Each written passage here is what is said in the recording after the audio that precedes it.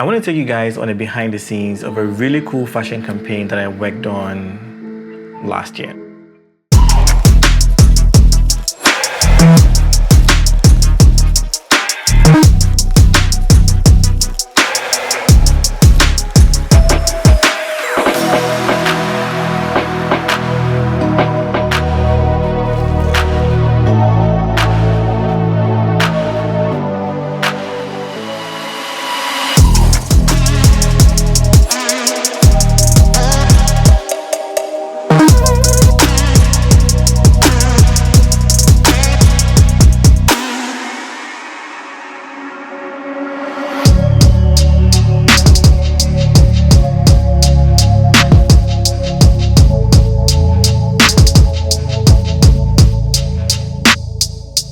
This shoot was quite unique, and I say that because it required me to shoot both photos and videos at the same time. And that also meant that I had to rely heavily on continuous lights just to make sure that everything matched seamlessly across both mediums. One of the standout requirements for this project was creating this beautiful iridescent lighting effect on the backdrop.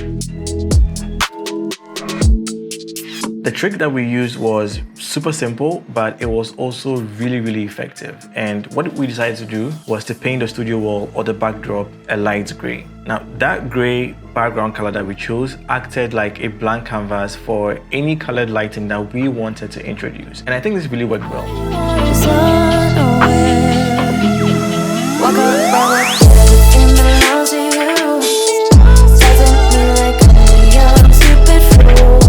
For lighting my subject, I chose one of my 500 watt NAN lights and added a 90 cm softbox with a grid on there. The grid helped me focus the light on the model without spilling everywhere. And I think this was actually perfect for maintaining control over the lighting setup.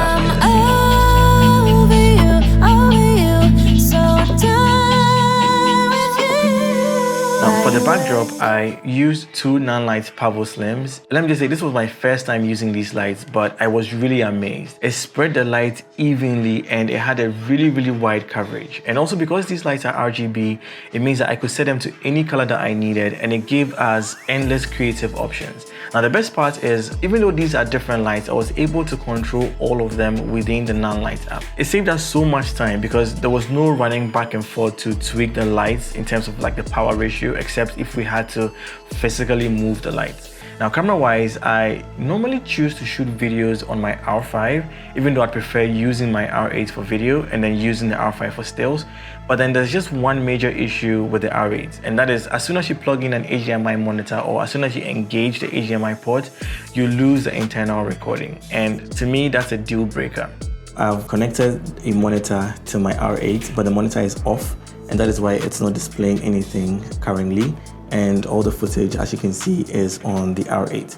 But as soon as I turn the monitor on, everything is gonna switch from the camera and start displaying on the monitor. So right now, there's no footage on the R8, everything is on the monitor. So what I think is happening is, they're just sending everything, like the entire display that was supposed to be here, onto your monitor. And this is not a monitor that actually can record footage. It's just a monitor for monitoring purposes. So this means that you can now attach any monitor at all just to monitor your footage. It sends everything onto the monitor as your new display, but when you press record, it saves onto the card inside the camera. And I think that is actually way better. So there's no display on the camera itself, everything goes onto your monitor, but as soon as you press record, it starts saving onto the card inside the camera. But then I also know that you say that if I wanted to avoid like this headache, I should probably just get the Canon R6 Mark II or even invest in the R5C. But hey, sometimes you just have to work with what you have.